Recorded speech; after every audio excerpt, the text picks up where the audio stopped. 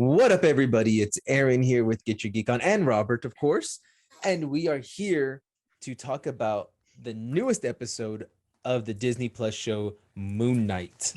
Yes, I believe the newest episode of the show that sometimes every once in a while features Moon Knight. Moon Knight is in his show less than Boba Fett was in his show, I think. Oh, that's a big claim. We're getting a lot of Steven and a lot of Mark, not a lot of Moon Knight. But we'll get into that. So yeah, spoilers for episode 5. That we have one episode left, and it feels like there is a lot to get to. But before we talk about any speculation for the finale, I suppose we should just talk about this episode. It's called Asylum. What were your thoughts? How did you feel about this episode? I still enjoyed it. I mean, we are still trying to figure out again, and this is the one thing about Moon Knight I love. Is he just insane? Or is he really this deity's avatar, or what's going on with him? I really enjoyed this episode, and that we got to explore more of his mental breakdowns and what caused him to become what he is. Yeah. I thought that was really, really interesting. I didn't know if they were going to shy away from how he went that route or what, but they went straight into it of basically dissociative disorder, and basically how it started from a trauma with him.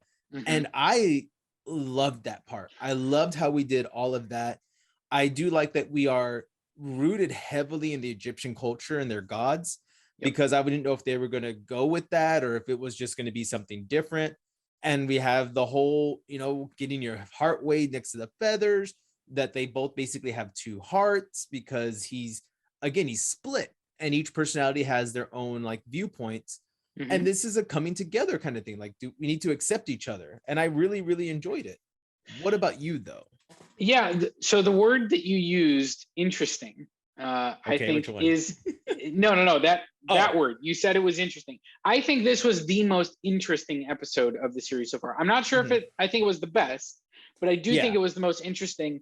And it really explored some mature themes. I mean, it's talking about trauma, childhood abuse, and those aspects of it. I think what I will say is, I wish that we had gotten some of this earlier. I understand that we wanted to kind of establish our characters and establish our real world and everything that was going on, but I kind of feel like there's a way to do this, and they obviously there would have been rewrites and different things, right? Where the cold open of the show is Harrow shooting him, right? And then this is the first episode, right? Where we're thrown into this. What is happening? Is he insane? Is he and I feel like that structure would have had me more invested from the beginning, where we get some of this backstory of Mark, where we get this, understanding of the character of Steven. And, I will say that I found it very interesting, obviously, as he's going through this process of kind of, processing his trauma, processing, what's led him to this point, the conversation that they were having, where it's Steven is there to be compartmentalized and allow him to have some semblance of normalcy and happiness based on, the trauma that he existed. So, Steven has no idea that he had a brother. Right. He has no idea that his mother was abusive. He has no idea that his mother has died. All of these things. He just, he lives kind of a happy little existence. Right. And so I did find it interesting that the end of the episode ends with him kind of, Steven makes a choice to come to Mark's aid and save him, and he ends up going down into the Duat and getting frozen there. And that's the moment where they both embrace each other. They both, Mark embraces his trauma, and that's the moment where those scales do get balanced, which I found interesting, because we still haven't addressed the potential third personality. Right. Which we've already seen the other sarcophagus in there too. Well, yeah, we think we've seen glimpses of this character. I think maybe even in this episode, the first time he's sitting in Harrow's office and he's got his bloody face and he's a little bit more aggressive, that might be the other character, because the next time you see Mark end up in the office, he doesn't have the blood on his face. He's not certainly as aggressive about the whole situation. And so I wonder if, just like Steven was created to kind of live in the happy place, you know, is this other character, this Jake character, was he created to basically be the brunt of all the trauma? Like, is he the one that just took the full-on abuse all the time and that shaped his world perspective? But again, if he is, then why did we get balanced scales? Like, that part doesn't make sense to me, because we haven't addressed that part. We haven't addressed, you know, those things. So I don't know. I still have a little bit of confusion about whether or not there is a third personality, and if there is, why were these scales allowed to balance without having to address that? But beyond that, the episode itself, I really enjoyed. I thought it built to a very cathartic moment between Steven and Mark, where they're in the street and Steven tells him, like, it's not your fault, like that you were just a kid. And it's one of those moments where you see Mark take in what Steven says, and he's trying to believe him, but I'm not sure that he really does. You know, it's like he's had a lifetime of blaming himself and his mom blaming him. Exactly. It's that hard. He's trying to overcome. And so I'm not sure that he believes it in that moment, but I think maybe by the end of the episode, he does. I think maybe he has kind of come to terms with the fact that he is not he is not a killer at heart. He's not a brutal person. He didn't do this to his brother. It was an unfortunate accident. And so I think it was really important to have Steven witness these things and help Mark through it.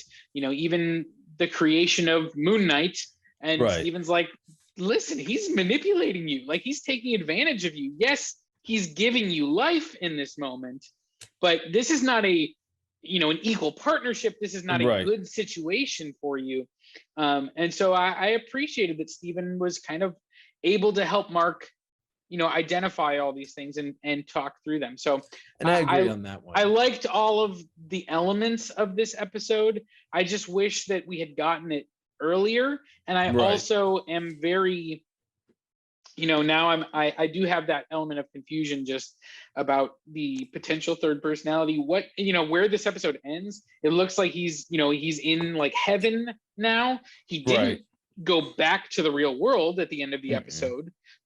He's now in this other plane of existence. And so, what choice is he going to make first? Is he going to try and go back for Steven?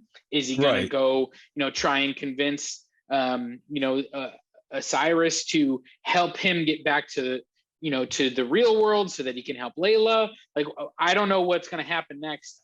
And, like the fact that we only have like 1 hour left to deal with this. Does not feel like enough. It feels maybe I'll be proven wrong. Maybe the final episode will just stick the landing and it'll be everything we want, but it just doesn't feel like enough. Now, I want to ask real quick, as we're you talked about heaven, Osiris. Did you catch the Wakanda reference? The Wakanda reference? Yes, where they talk about, remember where the kings go when they die? She the hippo, I can't remember her name. Oh yeah, she comments that it's so lovely there, and I'm like, so we're saying that. Now, the reason I brought that up too is because in Wakanda, that's heaven for them. That's where they go.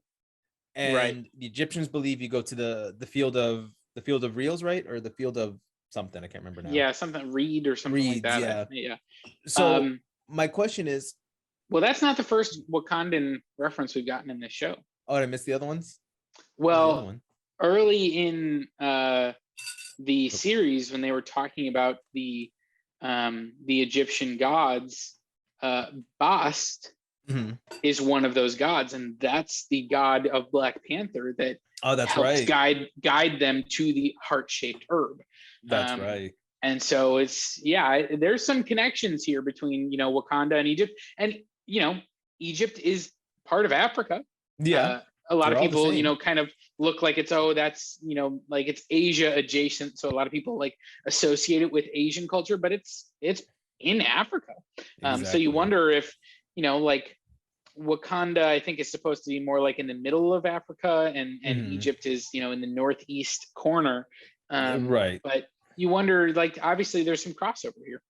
And that's what I'm wondering. Is the Wakanda people gonna help him somehow? Maybe they could bring him back to life. They really could. It feels like it's too late to be introducing like Wakanda into this series. That's true. But I don't know. Like, it's been such a self-contained series that to have like the final episode and like incorporate some other portion of the MCU, I think would feel really weird. It doesn't mean they won't do it. Right. Especially to shoehorn him in anyway. It would feel that way maybe. But I mean, this episode, I think you're right though. I like what you said. I think it would have been nice to start off with the gunshot and then flip to this episode being episode 1 kind of thing, and then start like, okay, well, let me tell you what happened in this memory, and then episode 2 plays out, 3, etc. Then it kind of that song where it's let me tell you about a place where it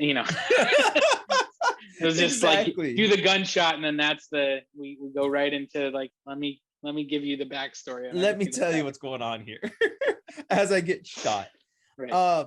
I think it. So you're probably wondering how I got it. Right. You probably wonder, but I screwed up. But again, I really liked where it went, and I think this episode itself it went through a lot, and I like that it was a very good origin story for him. For Mark, for Steven, and for Moon Knight. Let's face it, we got technically 3 origin stories in one, because we got what made Mark the way he was. Then we get the creation of Steven when he was about 3 years later, when he's 12, because I think there was like 9 or 10 candles on that cake, and then we jump to the scene. They show 2 birthdays, right? So and the last birthday was definitely his 12th birthday, and I think I saw 9 candles on the prior one. I don't know. There may have been 10. I don't know how many candles. I think it was either his 10th or his 11th birthday. So. At most, he was 10 years old when the accident with his brother happened. That's what I'm thinking. And by the way, that mom, man, did she just tear into him on that 12th birthday? Yeah. I felt bad for Moon Knight, and now my camera. Oh, of course. I know it's a it's a reality that it is. Like I'll be honest. I mean, we're both fathers. I could not imagine losing a child. Like, there's no pain that I can imagine that's greater than a parent having to bury their child. Exactly. And so, without remotely understanding that pain, people process pain and trauma and grief differently. And I mean, it's heartbreaking to see her, at his Shiva, which is in their culture, that's basically like their remembrance, their funeral kind of thing, for the little boy. I mean, like, he comes down the stairs and she's just like, oh yeah, you're not like, you're not allowed. This is your fault. You killed him. Go away. Yep. And so like and she's living in her own little pod of grief. He's also heartbroken to have lost his brother. Like, he's dealing with the same trauma she's dealing with, and he's got this additional trauma because she's putting this blame on him that he probably already feels himself, on top of, your mother is not supposed to, treat you that way. So he's dealing with all of these other elements of trauma and grief. And I mean, I'm not trying to excuse what she did, but when you're dealing with trauma, you don't always, react in ways that are positive. And so it's heartbreaking to see. It's realistic. I'm sure this exact scenario is played out many times. But it's heartbreaking to see her, just screaming at him and then never be able to pull herself out of that tailspin. You can see as the years progress, she doesn't want to be there at his birthday party. Nope. When she does come, she's clearly she's drunk on that alcoholic, right? Yeah. She's drinking, and she just, again, you were always jealous of him. I should have known you would have done something like this, basically making it sound like he did it on purpose, right? And then then full on physical abuse, that we get glimpses of, although we don't really see it. But I mean, you understand why all of the trauma has led to this desire to shield a portion of himself. Yeah. And that's what he did, is like, here's the portion, here's, little Steven, that he doesn't have to deal with all of the horrors I have to deal with.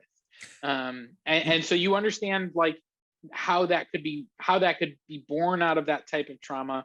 And it's really both heartbreaking and really sweet to think about, how he continues to try and protect Steven from it. Right. How he Even continues to, he doesn't want him to, I mean, he even says like, that's the whole point of you, is that you don't have to deal with this. Like, yes. I don't want you to have to deal with this. And I loved, again, the way that Steven responded to it all.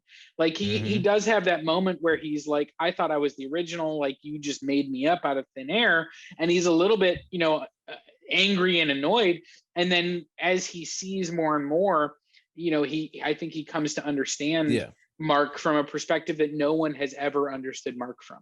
And I agree with that one. Now, so it was a very affecting episode. Yeah. It was completely different than what I was expecting. Oh yeah, I agree with you on that one. But I want to ask you, being different, did you see Mark being the primary personality? This is where I say, like, I think Mark is the original personality. Mm-hmm.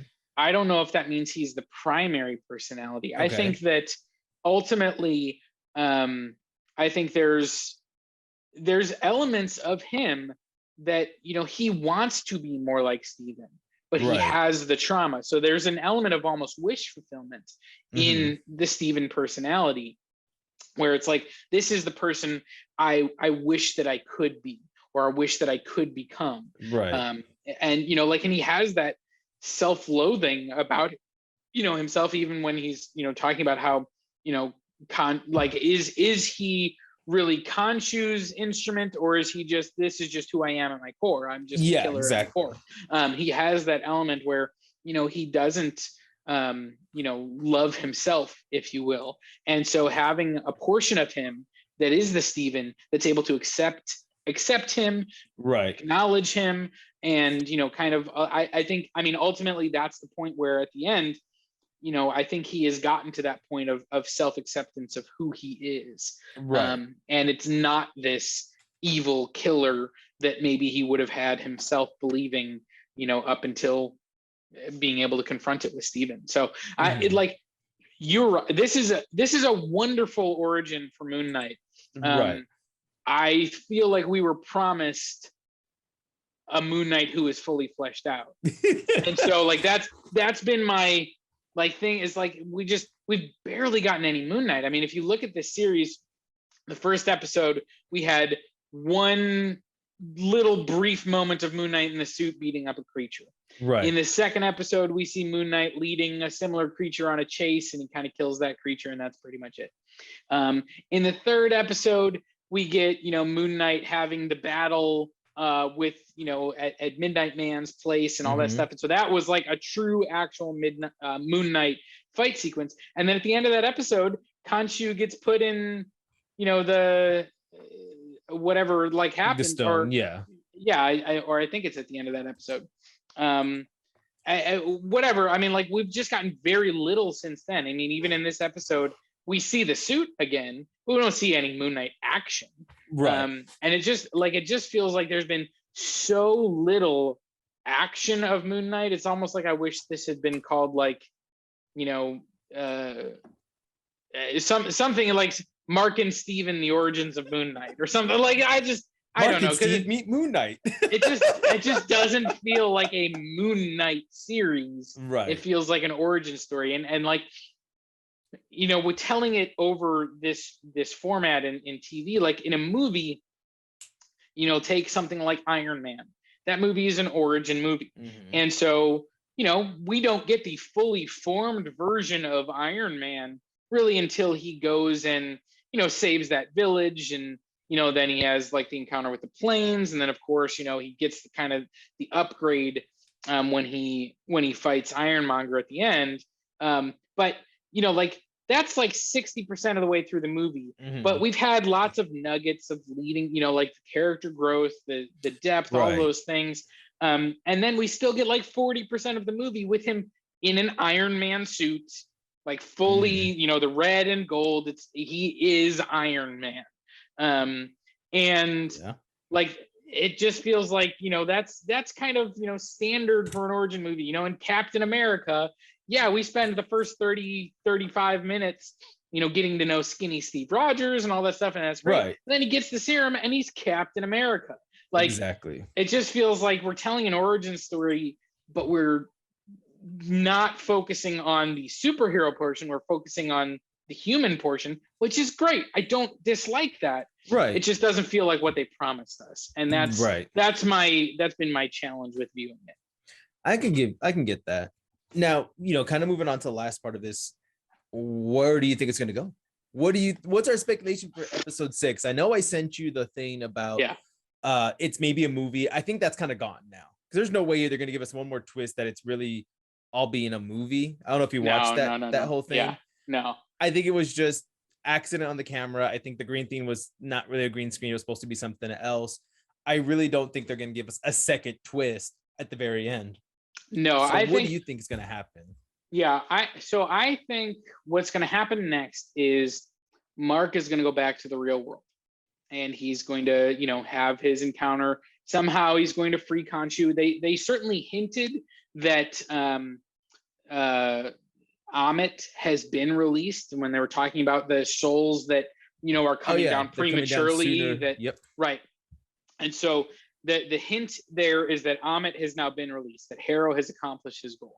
So I think Mark is going to have to go back somehow. You know, Layla and he are going to have to figure out a way to free Khonshu, and you know, he's going to have a big showdown. Him and Khonshu versus Harrow and Ammit. They're going to have some kind of big showdown. And I don't think we'll get any Steven until the very end of the episode. I think Mark is going to feel like Steven is lost and he's never going to be able to get him back. And then he'll, you know, have a brief encounter with him, like in a mirror or something like that. Steven will show back up. And I do think we will get Jake. We have to at some point get something with Jake. I don't know if that's going to be in the middle of the fight.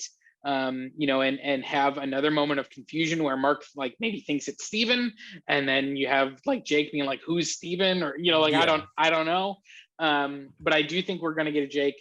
And then obviously, I mean, the way it's going to end, are they going to re-imprison Ammit? I don't know. Can you kill an Egyptian god? Like, I don't know how exactly that's all going to play out. I hope they don't kill off Harrow, because Ethan Hawke has been great and I would love to see him come back, you know, in something else. But yeah, I mean, I think obviously it'll end with, you know, Moon Knight being triumphant in some way. Oh, well, yeah, it has to be that Moon Knight succeeds. and so I think, again, I think that we won't get any Steven. I think, again, Mark will, by the end of the episode, he will embrace the fact that he won't have Steven anymore. And he'll be sad about that, and then Steven will show up, you know, somehow. Yeah, like that last little bit. What I would like to see is at the very end, like you said, saves the day, blah, blah, blah. Instead of Steven, we get the third personality. And I would like for him to kind of comment, I should turn this into a movie, this whole experience. And then it plays into the idea that this is could be a movie. I would like to see something like that, because again, none of these guys are the billionaire playboy kind of guys. We haven't gotten that yet. Right. We have our assassin, and we have Steven playing this mercenary, not assassin, mercenary. Mercenary. I apologize to his assassin buddies probably somewhere. And then got Steven being the goofy comic relief almost at times. And I don't like that. I'm like, where is the billionaire? Because you know, that's the whole thing about Moon Knight. He's supposed to have a lot of money. He's supposed to be like the Batman and Punisher mix or whatever. Unless they're just finally getting away from that. They're just finally, we're not going to do this. We want our own separate like origin and character. We're going to we rewrite these origin stories all the time. So maybe that's what they're doing. They're just going to rewrite it. And it's like, no, this is the new origin story, because we're not copying Batman anymore. Well, and if you go, I mean, I think pre-90s, Moon Knight wasn't really a character that had multiple personalities. He was he was just DC's murderous Batman, or Marvel's murderous Batman. That's all he really was. Like, he was the billionaire playboy who was also, you know, he would dress up and he would, you know, go a step further than Batman. Yeah.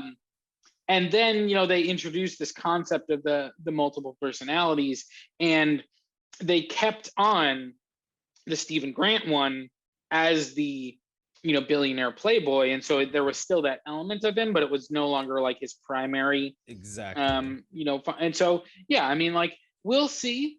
We can certainly build to that. We can, move to that if they want to, or they might feel like, we already had the Tony Stark, already had the billionaire playboy. We want to do something different. I'd be fine with that.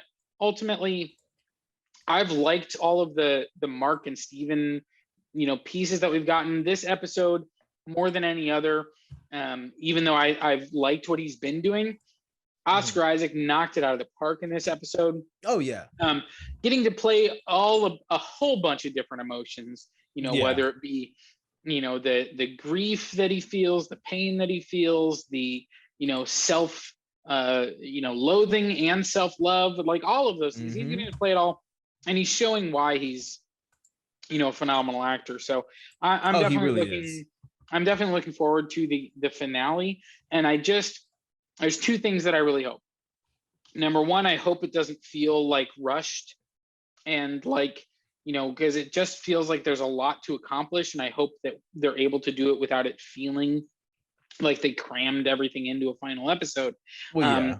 And I also am hopeful that we get some extended Moon Knight action sequences, because that is my one big complaint about this entire series, is just that we've gotten very little actual Moon Knight.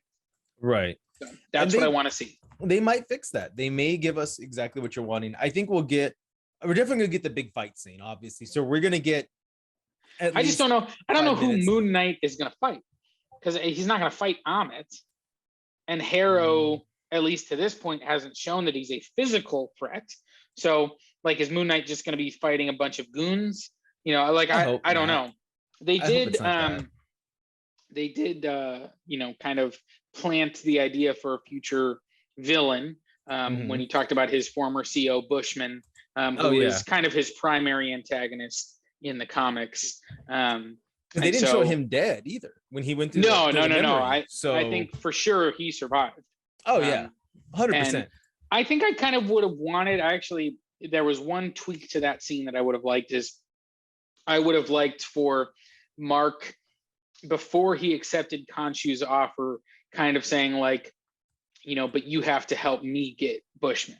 Like, like that kind of like, I would have liked him to have that agency of, yes, I'll help you take out the people you think are evil, but I've got someone on my list too, and you got to help. Exactly.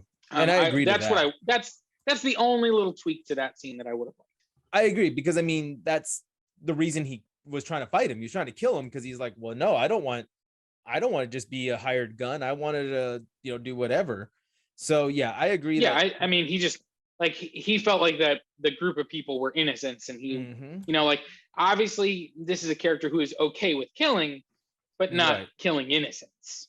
And so, I mean, and I think I like that we got that also with the brother, like the brother walking around. I mean, he's like, who's that kid? You killed the kid. And he's like, oh man, that scene hit hard, because he was like, I didn't kill him directly, but well, I love that moment where, like where Steven is like, you killed all these people, like, and you remember all of them.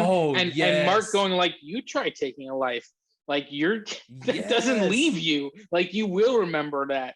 And like that's some real, obviously I've never killed anyone, but that's some real talk. Like, yeah, you don't just, okay, I don't have to just. And honestly, I mean, that's kind of where, some of the impersonal nature of conflicts in today's world, like armed conflicts, whether it's like drone strikes or things like that. That's why, like, some of those people, like, they feel like they're playing video games, and that's been explored in various, movies and TV shows and things like that, where it's like they don't feel the same impact or weight of truly taking a life. I mean, if you look at like a movie like Saving Private Ryan, where you can see how affected they are, even as they're killing people that they know are the enemy, but they're humans. You're taking a human life, and doing that, close up is going to affect you, even if you feel like that person deserves to die, even if whatever, hey, they would kill me if I don't kill them, or this is an evil person who is trying to cause harm to someone else. Like whatever your justification is, there's still the element of you have now taken a life. And I mean, like there's that. I mean, that's saying, where Shell Shocked came in. I mean, PTSDs and everything else. And there's that saying that says, like if you kill a murderer, there's the same number of murderers still on. And talking to Punisher. Like, yeah, but like the Punisher, like if he kills 100 murderers, then there's 99 less. Like he's still a murderer, but the math works out for the Punisher. Punisher makes sure the math is on his side. Don't worry about that.